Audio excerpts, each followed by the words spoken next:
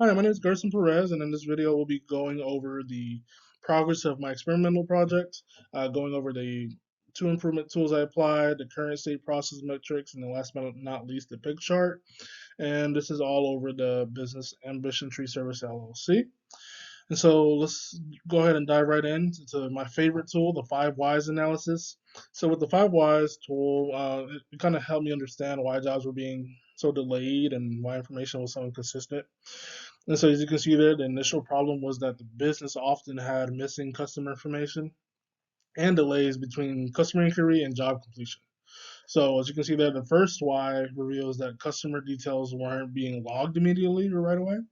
Second why reveals that the owner and crew typically were at an office, meaning that they were out on job sites, so they couldn't log information in real time. Third why reveals that they didn't have the structured method to capture that information while on the field. And then let's go head over to our fourth why. That fourth why shows that the business relied on too much on text messages, phone calls, and even paper notes while out in the field that had to be then manually transferred later to Excel. And then my favorite why, the fifth why, help me identify the root cause, meaning that the business lacked a standardized intake and job logging system. And so then I broken down and root causes at the bottom. All right. Moving over to the fishbone diagram. And so I was able to use the fishbone diagram to pretty much explore the causes of delays and inconsistencies. And so I broke it up into categories of five. So people, methods, equipment, technology, information, and environment.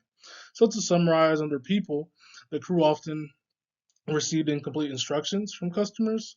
Under methods, there was no standardized quoting or scheduling process. Under equipment, the business relied on information on informal texting too much or even an unreliable card reader. Under information, customers' details were sometimes inconsistent or even lost sometimes, buried under messages, or even logged late because of the crew being offsite. Under environment, unpredictable job conditions on site work made it very difficult to handle tasks, meaning inclement weather, for example. And so, as you can see there, I broke it down into the root causes. So, the fishbone pretty much helped me reveal that the major issues were actually tied to inconsistent information flow, manual data entry, and the lack of a structured system. All right, moving over to current state metrics. And so, I was able to define the flow unit as one customer job. So starting with the processing times, that actually varied. So between inquiry, quoting, scheduling, that all took between 10 to 20 minutes. Customer decisions added to 1 to 2 days of waiting, and job execution took 8 to 10 hours, or sometimes even a full workday. Payment only took 10 minutes. And so the flow time from inquiry to job completion was about 5 to 6 days. Flow rate, which equals to the minimum of demand and capacity.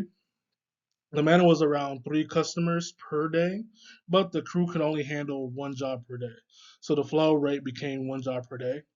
So and then I was able to accomplish all this using the inventory formula. I equals R times T, meaning that the system carried 5 to 6 active jobs at any given time.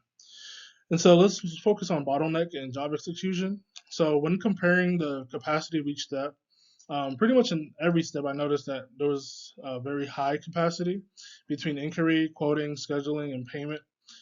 They can all pretty much handle dozens of tasks per day.